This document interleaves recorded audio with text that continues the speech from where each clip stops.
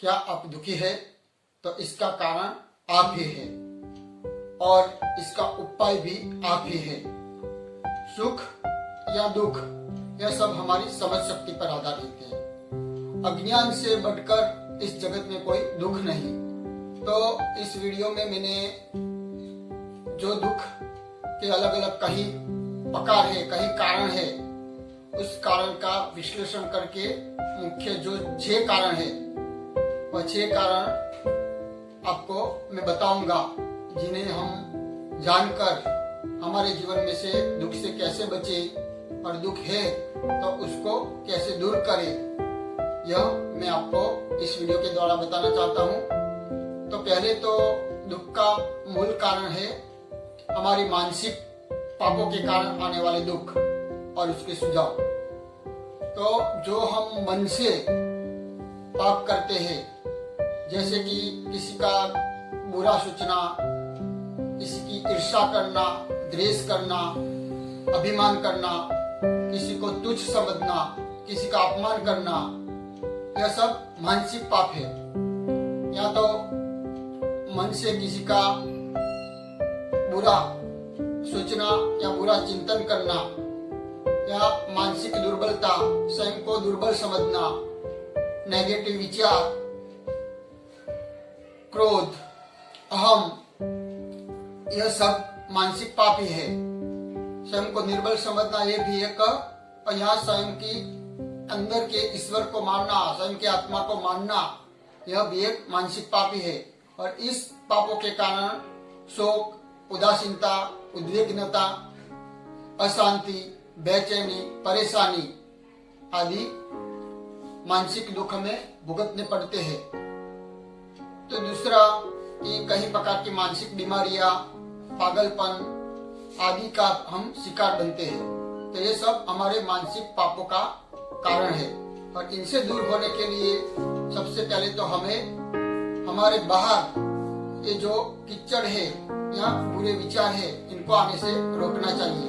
और दूसरा, हमारे अंदर जो ये कीचड़ जमा हुआ है, ये बुराई है, हमारे अंदर बुरी सोच है, इनको साफ करना चाहिए। इसके लिए हमें प्रभु चिंतन, प्रभु भजन, ध्यान, स्थिरता, चित्त एकाग्रता, अच्छे पुस्तकों का वांचन, सत्संग, अच्छे लोगों का संग, अच्छी बातें सुनना, कथा, कीर्तन, यह सब करने से हमारे मन को शांति मिलती है, हमारे मन स्थिर होता है, मन की प्रसन्नता होती है और यह शुभ दुख से हम बच सकते हैं। तो सबसे पहले तो कि हमें हमारे मन को ऐसा तालीम देनी होगी, हमारे मन का ऐसा घड़तर करना होगा कि जो बुरे विचारों से हम बचे और बुरे विचार करने से बचे, हम सकारात्मक विचारधारा अपनाए। हम किसी भी समय किसी भी का अच्छा ही सोचे, इससे हम इन मानसिक पापों से बच सकते हैं। दूसरा, शारीरिक पापों से आने वाले दुख और इसके कारण। तो जो हम शरीर से पाप करते हैं, शरीर से चोरी, हिंसा, व्यभिचार, काम, यह सब हमारे शारीरिक पाप है।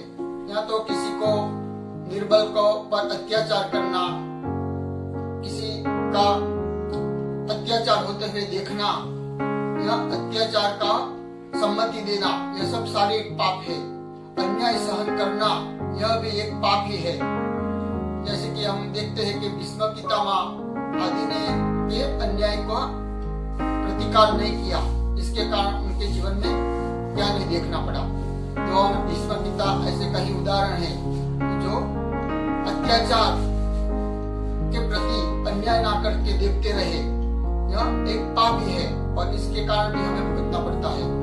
तो ये जब है चोरी, चारी चुगली, किसी बुरे काम में प्रत्यक्ष रूप में नहीं तो परोक्ष रूप में उनको सहकार देना या तो उंगली करना, यह सब शारीरिक पाप है।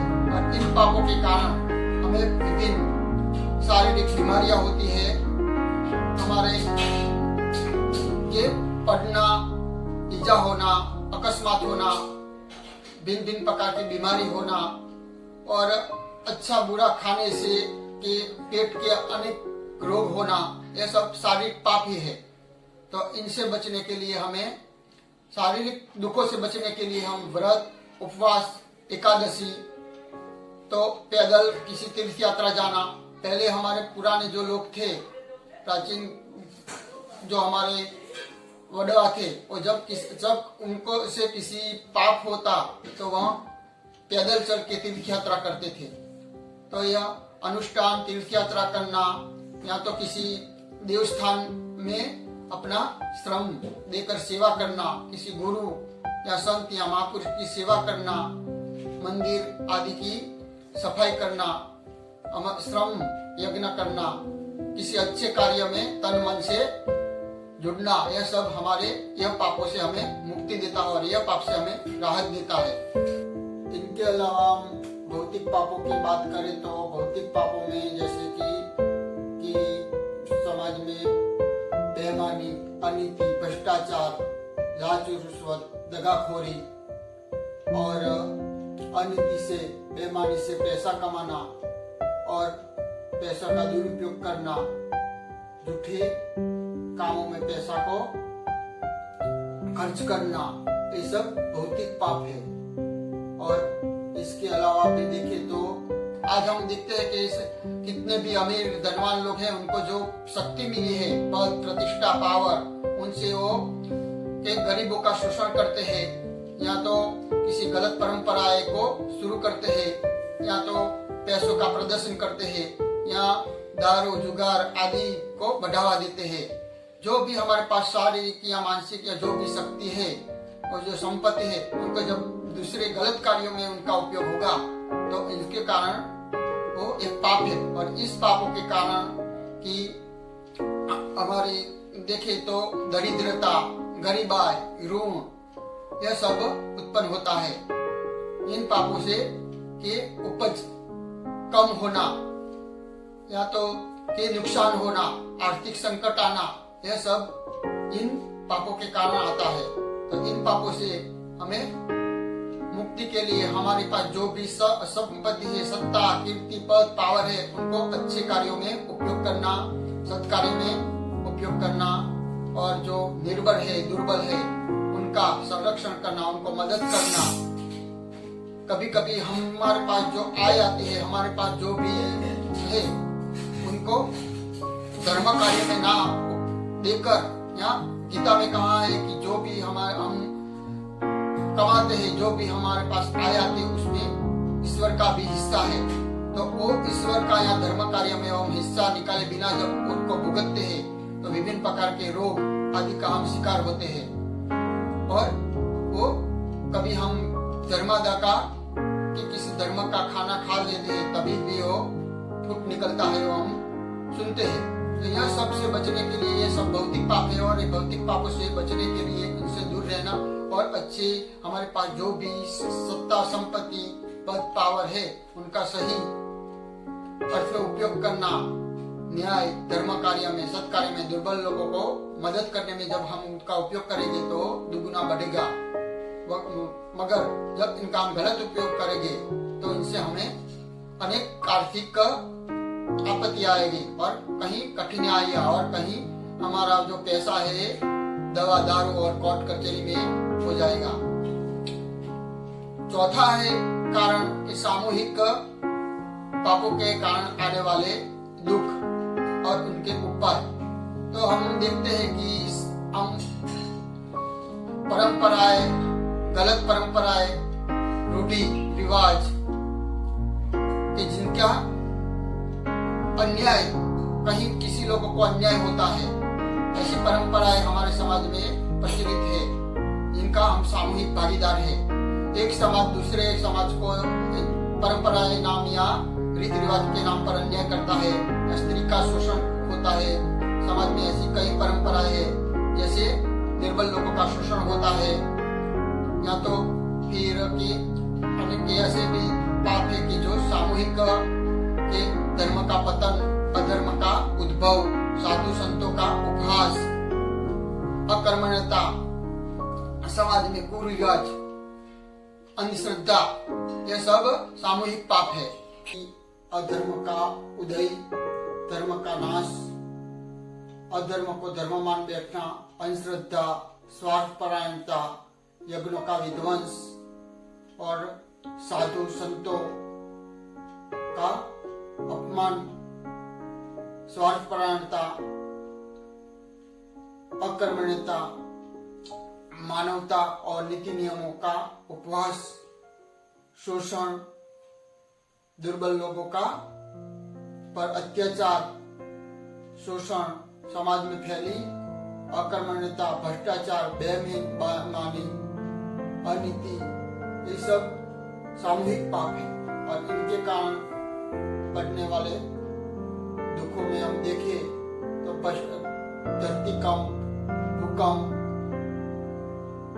कोरोना जैसी बीमारियां, प्लेग, ये जो तरह तरह की बीमारियां और अतिवृष्टि, अनावृष्टि, ये जो सामूहिक संहार होते हैं, ये सामूहिक पापों का कारण है। सामूहिक पापों के कारण कि किसी की सत्ता का सामूहिक सत्ता, जो सामूहिक राजाशाही जैसी सत्ता का विध्वंस हुआ, या तो धरतीकंप, अनावृष्टि, दुष्काल, अकाल, या विभिन्न प्रकार के रोग जैसे कि प्लेग, अभी हमने देखे कि कोरोना, ये सब इस सामूहिक पाप के ही कारण है।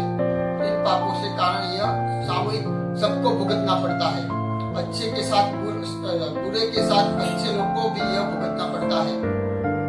कि हम माना जाता है कि समाज में जो भी जो गलत परंपराएं हैं, जो सामूहिक पाप है, उनका जितना बुरे लोग जितने जिम्मेदार नहीं होते, इतने कि अच्छे लोग इनके जिम्मेदार होते हैं। इसीलिए अच्छे लोगों को भी, धार्मिक लोग को भी यह भुगतना पड़ता है।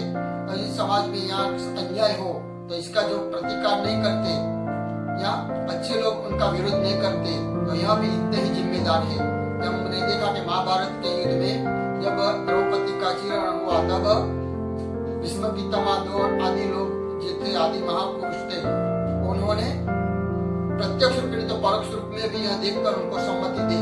तो यहाँ महाभारत जैसा महाभयंकर युद्ध हुआ। ये जो युद्ध आपत्ति आए, जो ये सामूहिक संहार होता है, इनका कारण इतने सज्जन लोग भी इतने जिम्मेदार होते हैं। तो इनसे बचने के लिए हमें पहले तो ऐसी जो गलत परंपराएं है, रीति रिवाज है, जो तत्कालिक समय में उचित थे, मगर आज भी ये परंपरा के नाम पर किसी निर्बलों का शोषण होता है, स्त्रियों पर अत्याचार होता है, जो शूद्र जातियों पर अत्याचार हुआ, तो ये सब हमें बंद करना चाहिए। तो ये सामूहिक पापों के कारण। तो यह इसके अलावा कि सत्कार्य करना, सामूहिक यज्ञ, दान, कथा, कीर्तन, धर्म को बढ़ावा देना। जो पहले के लोग ऐसे सामूहिक पापों से बचने के लिए कि कुएं, नदी, गांव आदि खुदवाते थे, धर्मशाला बनवाते थे। तो यह सब सामूहिक सत्कार्य करने से इन आपत्तियों से हम बच सकते हैं। तो मैंने कहा कि अधर्म को बढ़ावा देना, अकर्मण्यता या धर्म का विनाश, अधर्म को धर्म को ही मान बैठना, साधु संतों का उपहास, ईश्वरीय या देवी विचारों का नाश, यह सब सामूहिक पाप ही है।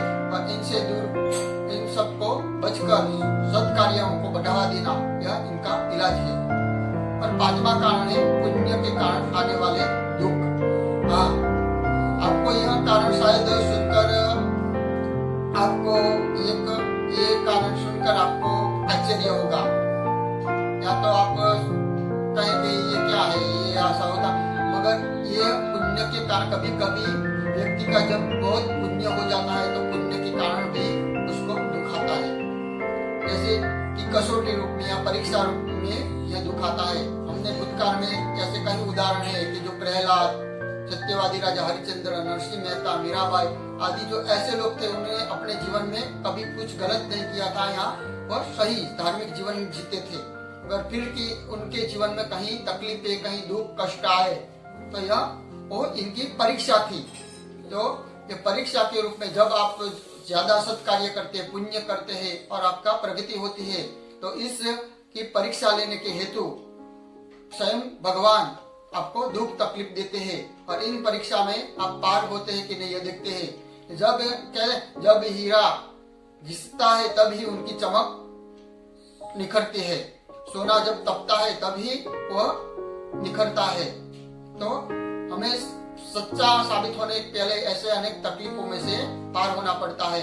हमें अपनी परीक्षा, हमारी धीरज, हमारी मन की, हमारी भक्ति की परीक्षा देनी पड़ती है। आज कहीं हम देखते हैं कि जो सिद्धांतवादी है, जो सही सीधे लोग हैं, जो भक्तिवान लोग हैं, उनके जीवन में कहीं दुख या तकलीफ देखते हैं, और जो बुरे लोग हैं, पापी लोग हैं, उनका प्रगति देखते हैं। तो इनका कारण ये जो सच्चे लोग हैं कि शायद भगवान जानबूझकर उनको भौतिक सुख संपत्ति नहीं देते, क्योंकि भगवान उनको माया से बचाना चाहते हैं।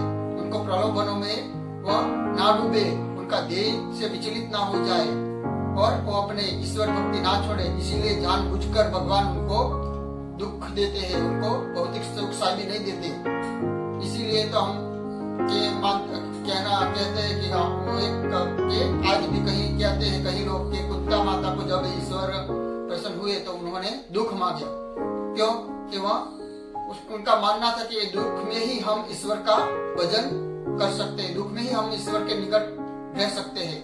जब तक हमारा मन इतना परिपक्व ना हो जाए कि हम सुख दुख में ईश्वर को ना भूले, तब तक भगवान हमें जानबूझकर भौतिक सुख समृद्धियां नहीं देता। तो यह जब है, यह दुख है, यह पुण्य के कारण भी आता है।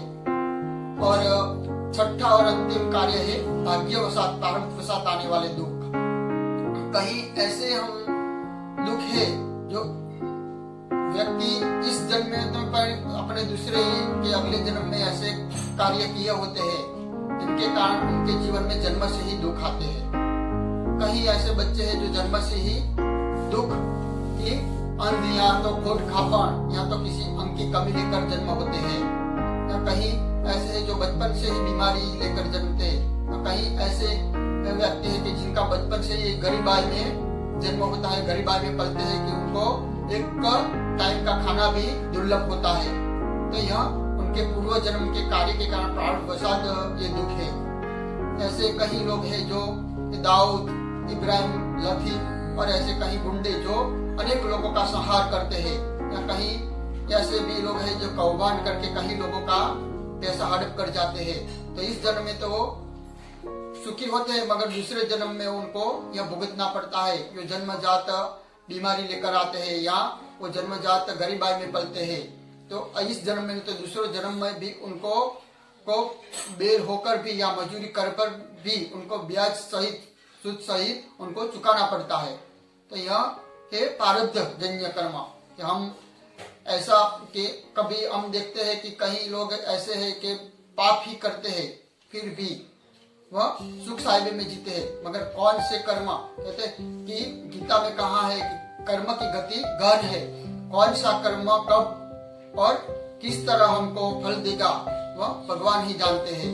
कर्म गुड है कि कभी कभी व्यक्ति पाप करता है, मगर जब तक उनका पूर्व पुण्य संचित होता है तब तक उसको यह कुछ भी कोई भी उनको तकलीफ नहीं पहुंचता है पाप कर्म में। मगर कब हमारा पाप पुण्य और कब हमारा पुण्य कर्म उदय होता है वह हम नहीं कह सकते हैं। कभी व्यक्ति अचानक वो ऊपर से नीचे के आ जाता है, और कभी व्यक्ति जो दुखों में कष्टों में होता है और तकलीफ गरीबी में वो आपो वो अमीर हो जाता है। तो यही कारण है उसका प्रारब्ध जन्य कर्म। कब इसका कर्म पकता है वह भगवान ही जाने। तो ये सब थे हमारे कर्मों के कारण। ये मैंने मुख्य कारण बताए। इसके अलावा भी कहीं ऐसे कारण हैं जो हम भी नहीं जानते। इसलिए कहते कुदरत ने कहा है कि कर्म की गति गहन, कौन सा कर्म कब फल देगा यह हम नहीं जानते, तो कभी पक के आते हैं। तो सबसे अच्छा तो यही है कि हम बुरे कार्य से बचें और हम सदा जागरूक हो, हम ऐसा जीवन जिए कि हमसे पाप ही ना हो। इसीलिए सतत प्रभु भक्ति, प्रभु चिंतन, सत्कार्य और अच्छे लोगों का सहवास करें। और जो हमसे जाने अनजाने पाप हो गए हैं, वो जो पारस बन चुके, उनको तो भुगतना ही पड़ेगा, भुगत कर उन खत्म। मगर उस कर्म को भी हम किसी के महापुरुष, गुरु या ईश्वर की शरण में जाकर उनसे हम मिटा सकते हैं। ऐसे जो प्रारब्ध कर्म है, इस प्रारब्ध कर्म को हम गुरु या ईश्वर या किसी महापुरुष की शरण में जाकर उनसे राहत मिल सकती है। भूतकाल में भी ऐसे हम कहीं उदाहरण देखते कि जो जेसल जाडेजा जो डाकू था, या वालिया लुटारा या अंगुलीमाल, यह सब ऐसे पापी थे, मगर जब वो ईश्वर की शरण में गए तो उनके सब पाप धुल गए। इसीलिए तो भगवान ने भी कहा है कि तू घबरा मत, मेरे पास आ, कितना भी तेरे पास पाप क्यों ना, मैं तुझे इस संसार में से उगाड़ लूंगा। तो ऐसे जो प्रारब्ध कर्म है उन्हें तो भुगतना पड़ता है, मगर जब ऐसे महापुरुष की शरण में हम जाएंगे तो उनसे हमें राहत मिल सकती है। तो यह सब अलग अलग कारण थे। तो इन कारण से बचने के लिए अच्छा यही है कि जो हमसे बुरे कर्म ही न हो, और बुरे कर्म अगर भूल चूक में हमसे हो जाए तो तत्कालीन उनका प्रायश्चित करना यही उचित मार्ग है। इसीलिए तो हमारे धर्म में व्रत, उपवास, एकादशी आदि दिया है कि हम स्वयं उनको भुगत ले। जितना आप कष्ट भोग लेंगे स्वयं, इतना आपका पाप धुल जाएगा और इनसे जो पाप कर्मों से आने वाले दुख है वो कम हो जाएंगे। तो हमारे जो शास्त्रों में जो ये शब्द दिए है, व्रत, उपवास, नीति नियम, ये बहुत सोच समझ कर हमारे लिए दिए है, तो इनका हम पालन करना चाहिए। अंत में तो इतना है कि सबसे बड़ा ये अच्छा या बुरा कार्य, ये सबसे हमारी भावना पर आधार रखता है। कहीं ऐसे भी लोग हैं जो बुरे कार्य कर के भी संसार से उद्धार हो गया, तो इनकी भावना थी कि बुरा कार्य बुरा या अच्छा व्यक्ति की भावना पर आधार रखता है। कि सबसे बड़ा तो हमारी भावना है कि हम किस भावना से कर्म करते हैं। कभी कभी बाहर से पाप दिखने वाला कर्म भी पुण्य कारक होता है, और बाहर से पुण्य दिखने वाला भी भीतर से पाप ही होता है। जैसे कि हम देखें तो भूतकाल में परशुराम अर्जुन, उन्होंने अनेक लोगों का संहार किया था, फिर भी भगवान परशुराम भगवान कहलाए और अर्जुन कृष्ण का महाभक्त कहलाया। तो आप जो भी कर्म करते हैं, अच्छा या बुरा, इस किस भावना से करते हैं, इनके पीछे की भावना क्या, यही सबसे बड़ा महत्व है। इसीलिए तो भगवान ने कहा कि कर्म की गति गहन है, कौन सा कर्म कब कैसा फल देगा, ये तो हमारे की कर्ता की करने वाले की भावना पर आधारित है। हम बाहर से ऐसे कई कर्म है कि जो के पुण्य कारक लगते हैं, कि किसी को हम दान देते, दान देना, मगर हम किसको दान देते हैं, स्तर, गीता में का स्तर, पात्र और समय के देख के जो दान करता है वही सब है। कभी कभी हम दान देते हैं, इस दान का क्या उपयोग होता है, यह दान का किसको देते हैं। कभी समर्थ या सशक्त व्यक्ति को भी हम दान देते हैं, मगर यह गलत है, यह इस व्यक्ति इसका क्या उपयोग करे यह हम नहीं जानते। तो यहाँ बाहर से अच्छा दिखाई देने वाला कर्म भी कभी पाप बन सकता है।